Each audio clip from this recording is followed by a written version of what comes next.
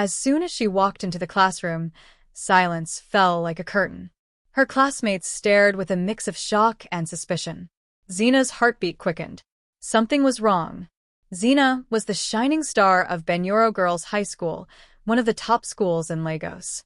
At just 16, she had become a legend, known not only for her flawless beauty, but also for her brilliance.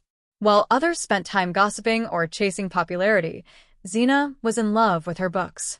Each morning, she'd rise before dawn, iron her blue and white uniform, and head off with purpose in her stride. Her tight coils were always styled into 2 elegant buns, and her face, free of makeup, radiated youth and grace. As she passed through the school gates, heads turned. "Zena the genius," they whispered. But she didn't care for their gossip. She was chasing top marks, nothing more. In class, Zena was unmatched. She always sat up front, hand raised before the teacher even finished the question. Her answers? Flawless. But as the term went on, her beauty began drawing the wrong kind of attention, not from the students, but the teachers. Mr. James, the math teacher, often lost his train of thought while helping her solve equations. Mr. Philip, the literature master, couldn't stop complimenting her essays, even when they weren't her best work. Zena remained focused, or so she thought. One evening, while finishing some notes in an empty classroom, her classmate Kemi stepped in. "Girl, if I looked like you," Kemi said, eyeing her, "I wouldn't even bother with all this studying." Zena laughed awkwardly. "What do you mean? You seriously haven't noticed?" Kemi smirked. "Half the male teachers are under your spell. Use it. Flash that smile. Skip the grind." Zena froze. She'd never thought of her beauty as a tool. But that night, Kemi's words echoed in her mind. The next day, Zena stood in front of her mirror and hesitated. Then, for the first time, she applied a little powder, some gloss, and let her curls fall loose. When she entered her school, the effect was immediate. Louder whispers, longer stares, even from the teachers. In math class, a surprise quiz caught her off guard. She hadn't prepared. When she handed her paper to Mr. James, she gave a warm smile and said softly, "Sir, I hope I did well." "I'd hate to disappoint you." He stuttered, chuckled nervously, and replied, "You'll be fine, Zena. You always are." The next day, she got a perfect score. But she knew she hadn't earned it. From then on, she leaned into Kemi's advice.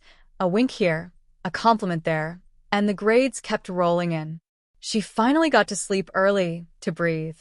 But admiration soon turned to envy. The girls whispered. Some turned cold. Even Kemi, who had planted the idea, watched with a strange mix of pride and bitterness.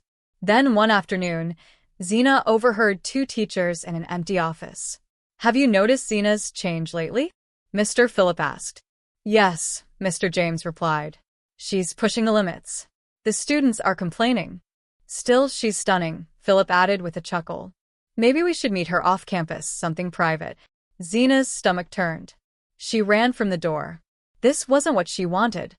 She went to Kemi in a panic. "They expect something in return, Kemi." "I overheard them." Kemi's eyes gleamed. "Then give it to them." Zena recoiled. "Are you insane? I was just trying to make life easier, not that." "You think you can quit now?" Kemi hissed. "You're already branded." The next morning, Zena came to school in her old bun hairstyle. No makeup. No smiles. She was ready to face whatever came. But as she entered the classroom, the whispering grew louder, the glares sharper. Kemi stood and sneered. "Look who it is. Our little teacher's pet. Or should I say, the school's #1 call girl?" Zena's heart stopped. That's not true. But no one cared. The rumors had spread too far. That afternoon, the principal, Mr. Michael, summoned her. "We've received disturbing reports," she said gravely. "You're being accused of inappropriate relationships with staff." "That's not true," Zena cried. "I never did anything, It doesn't matter," the principal interrupted. "Your presence is now a disruption. We're forced to expel you." Zena's world collapsed. Expelled. Her spotless record ruined. As she left the office in tears, She passed Kemi in the hallway. Her old friend smirked, victorious. Days passed in a blur of arguments and shame. Her parents, disappointed but supportive, managed to get her a place at a small public school, Ajayi Memorial High School. On her first day there, Zena stood at the rusting gate, nervous but resolute. This was a second chance. She whispered to herself, "No shortcuts this time. I'll learn it all, the hard way." She had no idea what lay ahead, but her real journey was just beginning.